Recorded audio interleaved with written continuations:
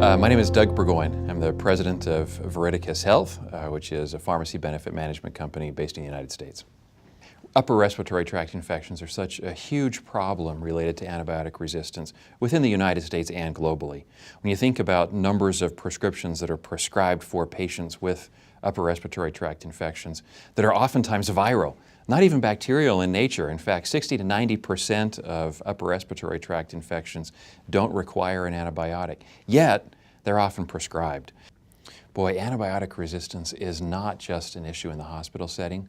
It is a problem everywhere within the healthcare system, community-acquired infections as well as hospital-acquired infections.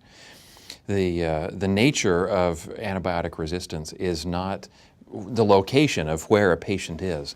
Really, the resistance is a problem of inappropriate use and misuse of antibiotics. AMR, or antimicrobial resistance, is a huge problem within the United States.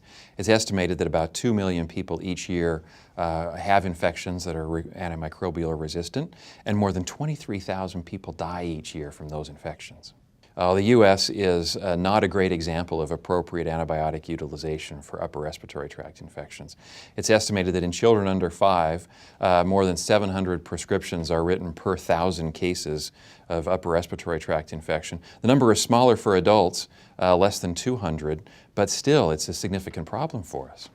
Well, the U.S. government is taking seriously the problem of antimicrobial resistance. The White House has formed an initiative to improve the appropriate utilization. However, the CDC lacks funding still for appropriate antibiotic utilization programs, and more emphasis could be placed on antimicrobial resistance from the U.S. government. There are great examples of antibiotic stewardship programs within the United States. There are 2 health plans in the New York area, for example, who have been able to demonstrate that stewardship programs can reduce inappropriate antibiotic utilization. Self-management of viral infections improves, and the cost goes down without impairing quality. Of course, there are situations where antibiotics are entirely appropriate and should be prescribed for a patient. An example of that is someone who's immunocompromised, a senior patient, someone who's very old who has an infection. Obviously, obvious bacterial infections should receive an antibiotic as quickly as possible. But areas where a viral infection is suspected does not need an antibiotic. One of the interesting things about the U.S. managed care and payer system is that sometimes an antibiotic might actually be less expensive to the patient than taking symptomatic therapy or an over-the-counter medicine. You think about grocery stores and pharmacies that offer $4 prescriptions or zero-cost prescriptions for patients who are part of their loyalty clubs. Sometimes antibiotics are included in those programs. So now it's zero cost or $4 cost compared to $5, $6, or $7 for an appropriate non-prescription therapy. So it is, I think, a problem, and we're contributing to antibiotic resistance by making the cost of antibiotics so low for patients. When it comes to resistance, there might be a really great opportunity to get the pharmacist involved in teaching the patients and caring for the patient a little bit better. The way that the system works today is that a prescription is required for a pharmacy to be paid for any type of service that they provide. Obviously, number one is a prescription. So if a pharmacist recommends a non-prescription alternative to a patient, there's no incentive for that pharmacist. What if we could pay pharmacists for quasi-writing a prescription for a non-antibiotic alternative that provides symptom relief to a patient?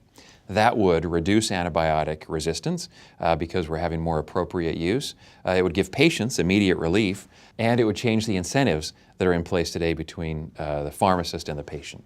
There are lots of opportunities in the U.S. To combat antibiotic resistance. Starts with policy change, funding antibiotic stewardship programs at the community as well as the national level. Not just teaching physicians about antimicrobial resistance, but patients as well. You know, it's interesting, in the U.S., physicians only can prescribe. When the pharmacist tries to engage a patient and teach them about a non-prescription alternative, then there's no reimbursement for that. Wouldn't it be interesting in this world of change within the U.S. If we could figure out a way to reimburse or pay pharmacists for, the best way to describe it is writing a prescription for a non-antibiotic symptom relief agent or something else that the patient needs.